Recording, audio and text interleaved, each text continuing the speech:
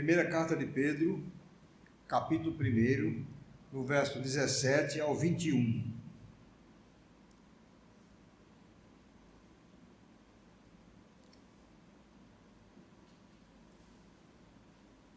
Diz assim o texto sagrado: Ora, se invocais como Pai aquele que sem acepção de pessoas julga segundo as obras de cada um, portai-vos com temor durante o tempo da vossa peregrinação, sabendo que não foi mediante coisas corruptíveis, como prata ou ouro, que fostes resgatados do vosso fútil procedimento que vossos pais vos legaram, mas pelo precioso sangue, como de cordeiro, sem defeito e sem mácula, o sangue de Cristo, conhecido com efeito antes da fundação do mundo, porém manifestado no fim dos tempos, por amor de vós, que, por meio dele, tendes fé em Deus, o qual o ressuscitou dentre os mortos e lhe deu glória, de sorte que a vossa fé e esperança estejam em Deus. Vamos orar, meus irmãos. Senhor nosso Pai, mais uma vez nós nos colocamos diante de Ti, Senhor.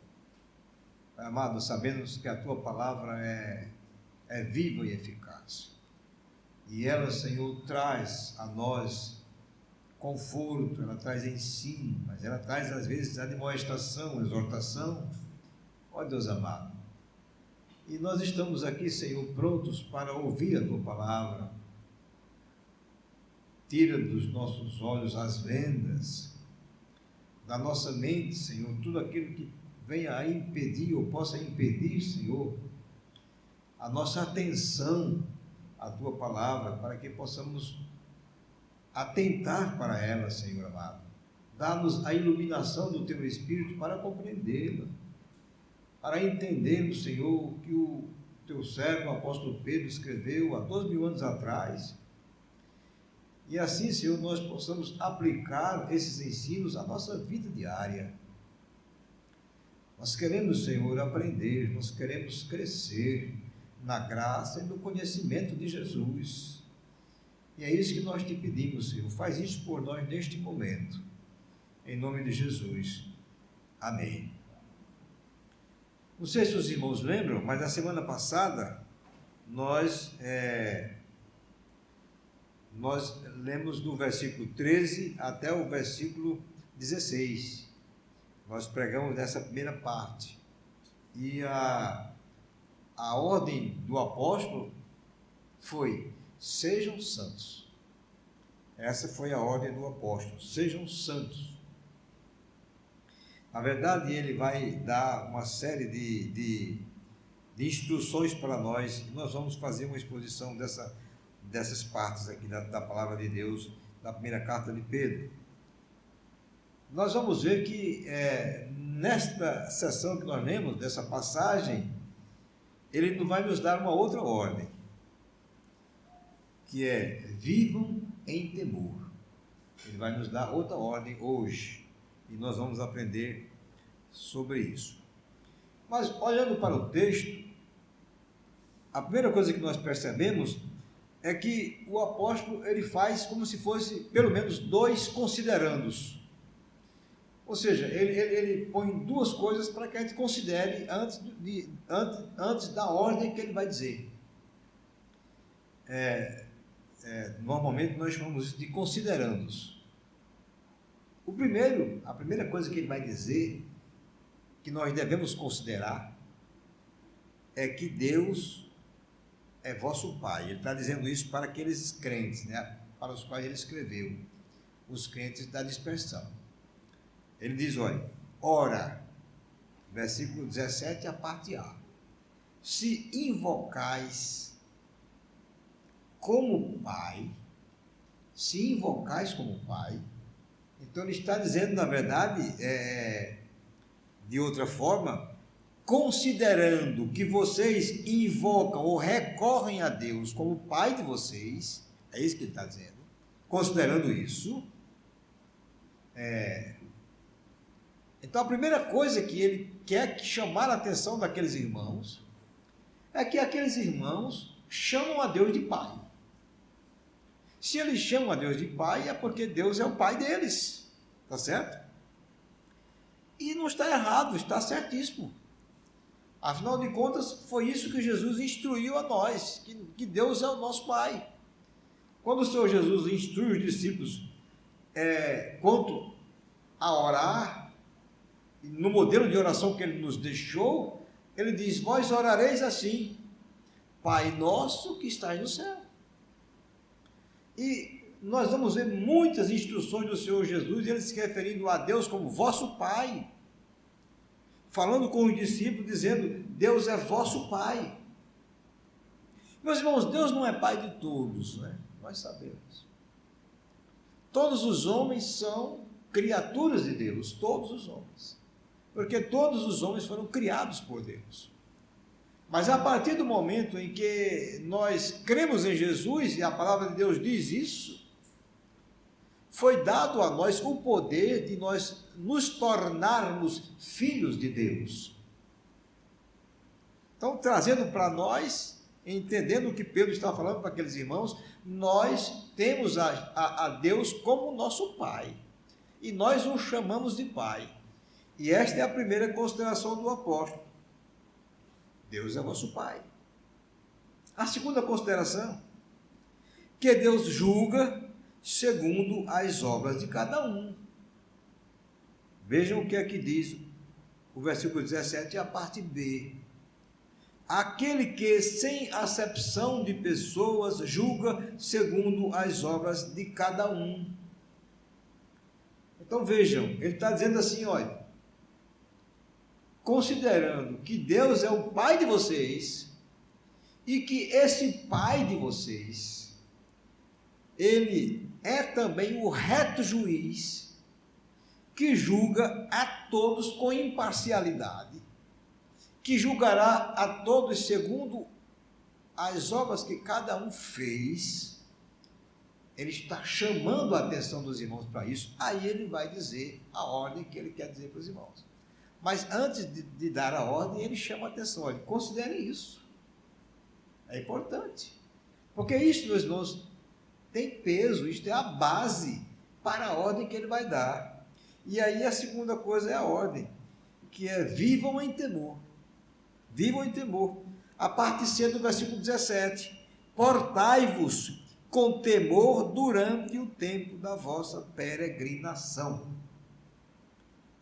O verbo portai-vos, meus irmãos, dá a ideia bem clara, e é bom nós lembremos disso, que o apóstolo está falando para pessoas que estão aqui passando um tempo, não é verdade? Portem-se, vivam como peregrinos. E ele faz referência a isso, ele diz, olha, durante o tempo da vossa peregrinação.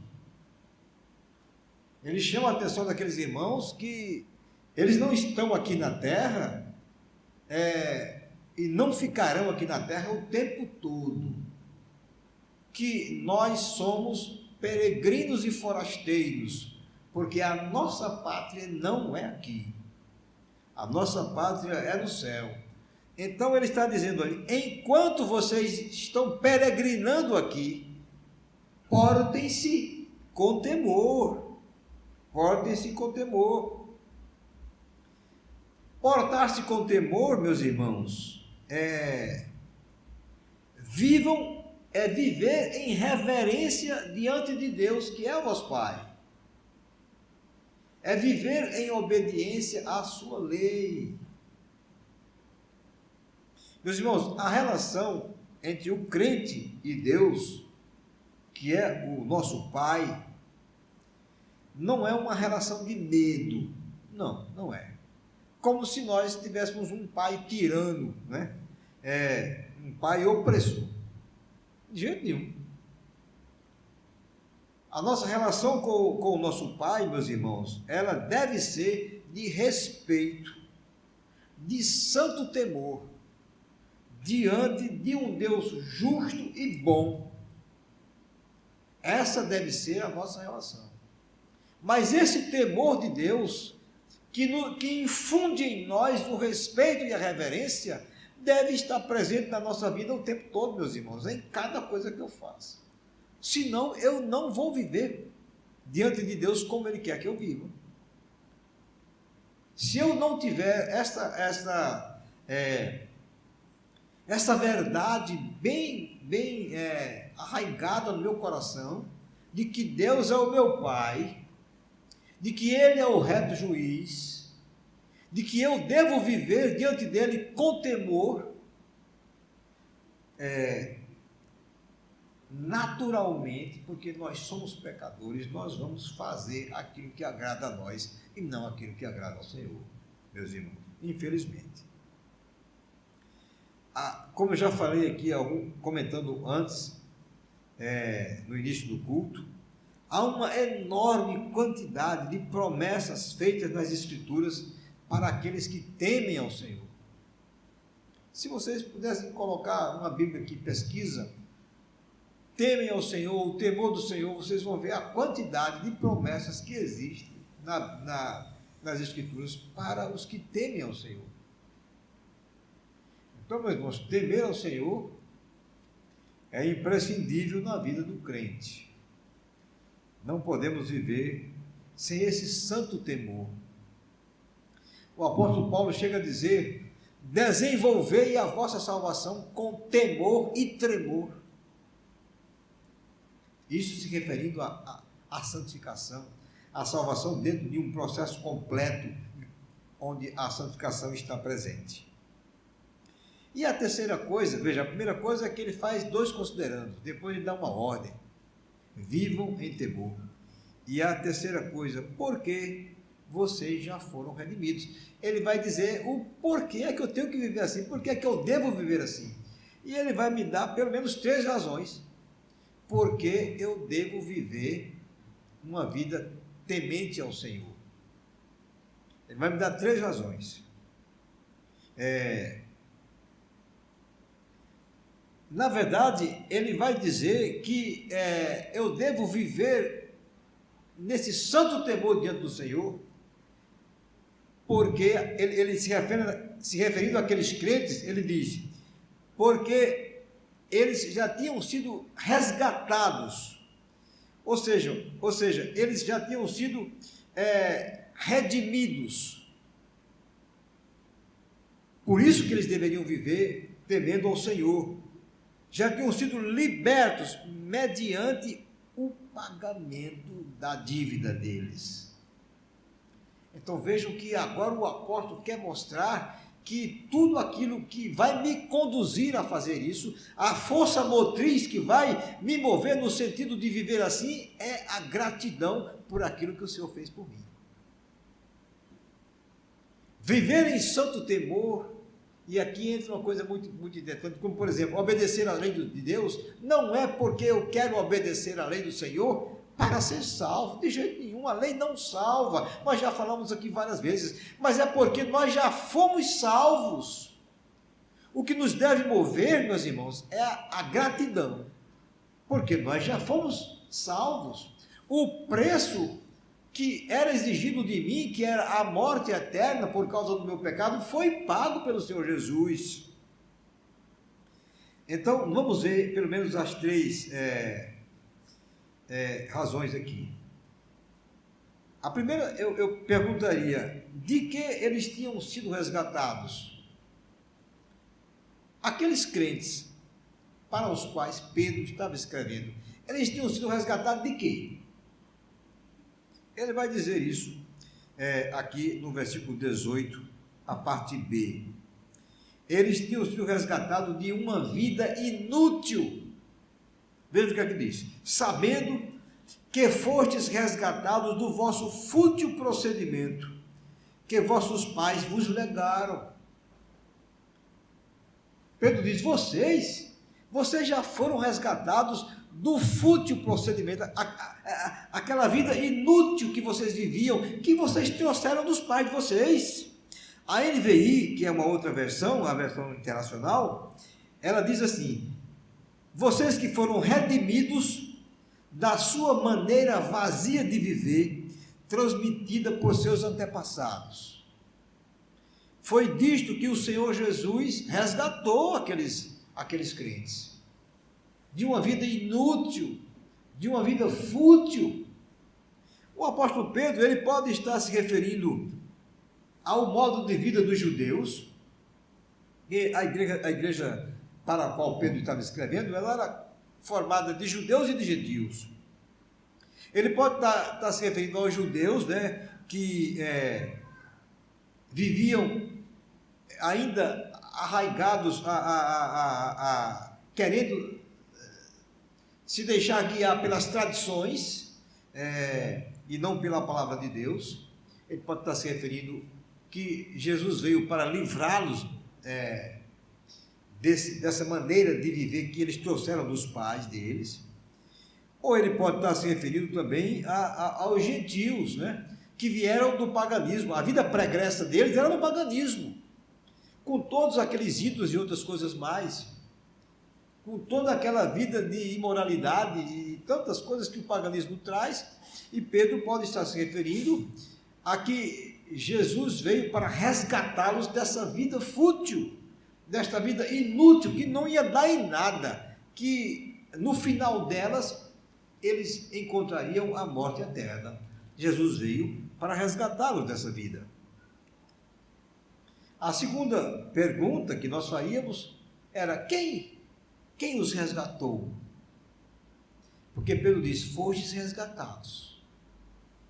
Quem os resgatou? Jesus Cristo. Foi Jesus que os resgatou. Vamos ver 3 coisas aqui a respeito de Jesus. Cristo, o substituto dos eleitos. Quem resgatou aqueles crentes e resgatou a nós foi Jesus, o substituto dos eleitos. Veja a parte A do versículo 18. Que não foi mediante coisas corruptíveis, como prata ou ouro. Agora o versículo 19. Mas pelo precioso sangue, como de cordeiro sem mácula, sem defeito e sem mácula, o sangue de Cristo. Pedro está dizendo que eles não foram resgatados, meus irmãos, por coisas perecíveis. Meus irmãos, os bens terrenos não servem de pagamento para a redenção do crente. Não servem, por mais preciosos que eles sejam. Ele faz referência aqui a 2 metais preciosos, né, que é o ouro e a prata. Mas, conquanto sejam preciosos, são perecíveis. Estão sujeitos à mudança e à deterioração. Então não é um preço que merece confiança, né? Porque eles vão perecer, vão se acabar. O preço pago pelo resgate daqueles crentes foi, na verdade, meus irmãos, um preço altíssimo, viu, meus irmãos? Foi o precioso sangue de Cristo que morreu no lugar deles.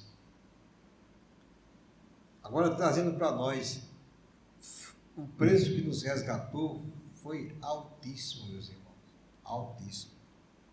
Nós nunca pensamos nisso, eu sei que a gente não pensa nisso. Estas coisas são tão automáticas na nossa vida que a gente raramente para pensar. Talvez a gente pense um pouquinho no dia da Santa Ceia. Normalmente o pastor traz à luz, à tona, o sacrifício de Cristo, e às vezes, talvez naquele momento a gente pare um pouquinho e pense quanto custou ao Senhor Jesus a nossa salvação. Mas normalmente, no dia a dia, nós não fazemos esta reflexão. Quem os resgatou? Primeiro, Cristo, o substituto dos eleitos. Segundo lugar, Cristo, o eterno Redentor.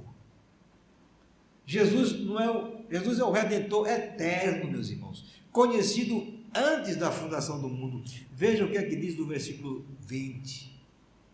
Conhecido com efeito antes da fundação do mundo, porém manifestado no fim dos tempos por amor de vós. Meus irmãos, isso é maravilhoso. A nossa salvação, meus irmãos, ela não foi um acidente de percurso, não foi assim. E nem a morte de Cristo. Foi algo perfeitamente planejado antes do mundo existir, antes da fundação do mundo. A redenção dos pecadores por meio do sangue de Cristo foi planejada por Deus lá na eternidade, antes da queda, antes de o homem cair, antes de o homem ter sido criado. Mas essa redenção, meus irmãos, ela foi manifestada no fim dos tempos, ou seja, no período entre a primeira vinda de Cristo e a segunda vinda, é o que nós entendemos como o fim dos tempos. Em outras palavras, na verdade, Pedro está dizendo que Cristo, porque a palavra conhecido pode ser também escolhido, pode ser visto dessa forma, que Cristo foi escolhido pelo Pai antes da fundação do mundo, ou seja, lá na eternidade, para ser o redentor dos eleitos. E isto aconteceu na dispensação do tempo, na história, no tempo, quando ele se encarnou, nascendo de uma virgem e viveu entre nós por pelo menos 33 anos. Isto aconteceu. Isto é história, isso é fato. E o apóstolo disse que ele fez isso por amor de vós. Meus irmãos, a palavra, nós não estamos muito habituados com a palavra redentor. Nós estamos mais habituados com a palavra salvador, não é? Raramente nós nos referimos a Cristo como sendo o nosso redentor.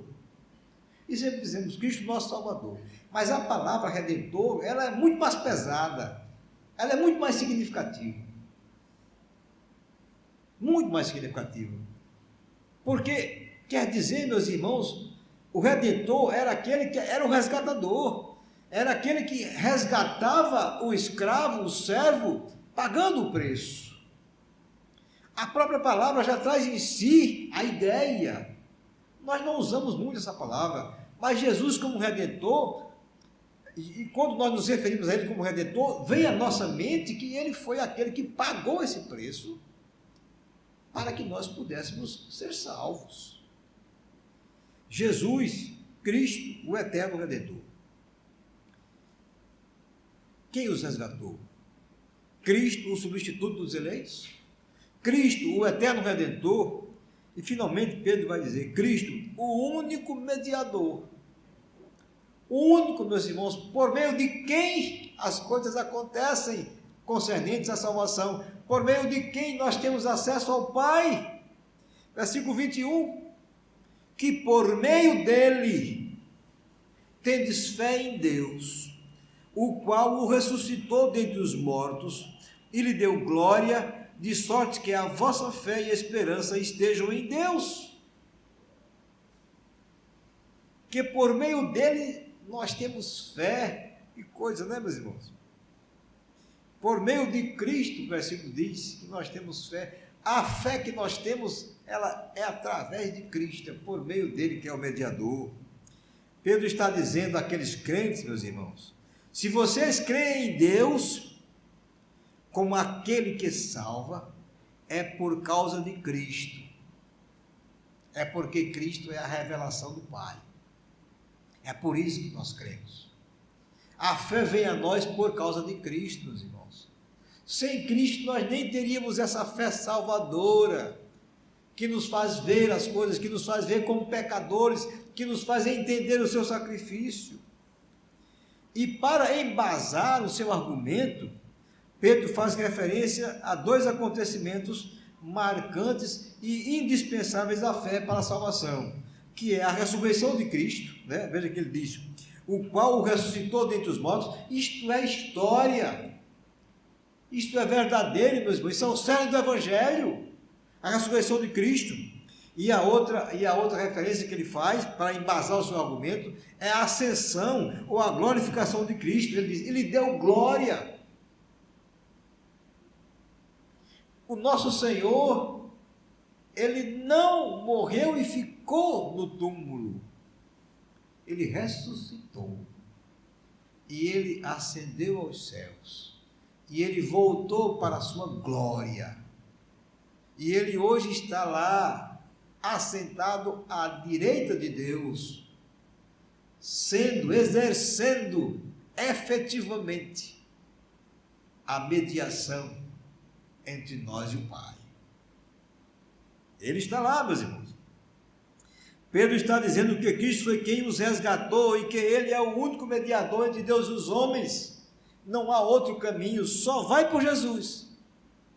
Não tem como chegarmos ao Pai. O único acesso ao Pai é por meio de Cristo, não tem outro acesso.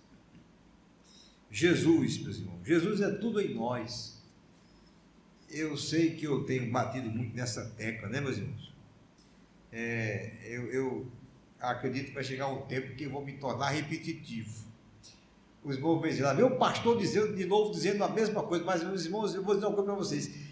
Se eu passar a minha vida inteira como pastor, expositor da palavra, dizendo essas verdades, eu estou satisfeito. Porque eu sei que nem tudo aquilo que o pastor prega, todos captam. Uns captam, outros não. Às vezes, olha, daqui de cima, às vezes a gente olha para vocês, e às vezes a gente percebe que nem todos estão prestando atenção. Então pode ser que uma verdade que foi falada aqui, ela passou, escapou. Então repeti-la é pedagógico. Para mim é bom. Porque em um momento aquela verdade vai entrar no seu coração e a sua vida vai mudar. Então para mim isso é importante. Algumas considerações finais, meus irmãos, para que a gente possa terminar.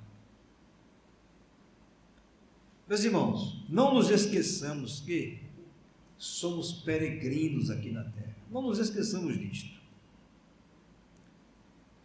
Não vivamos aqui com a ideia de que nós vamos viver aqui eternamente. Não, meus irmãos, não vamos não. A nossa vida aqui, ela é transitória.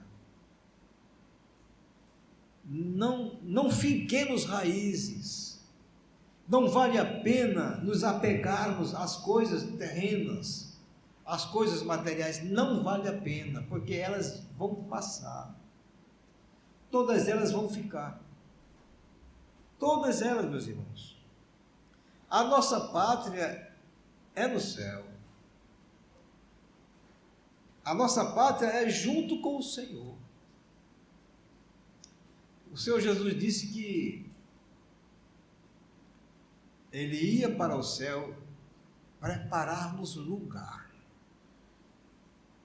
preparar-nos morada. E Ele disse, e quando eu for, e Ele já foi, e vos preparar lugar, virei outra vez, e vos levarei para mim mesmo, para que onde eu estou, estejais vós também. Meus irmãos, essa é a promessa do Senhor. Com essa promessa, meus irmãos, não há espaço para que nós comecemos a ter muito interesse nas coisas materiais. Eu não estou dizendo aqui, meus irmãos, nem de longe, que vocês não devem desfrutar das coisas da terra. Não, tem coisas boas que Deus nos dá, claro. Ah, pastor, mas eu comprei um carro novo, graças a Deus, meus irmãos, que coisa boa. Use o carro, para a glória de Deus, obviamente. Pastor, eu comprei uma casa na praia. Que bom, meu irmão, que bom que você pode ter uma casa na praia, não tem problema nenhum.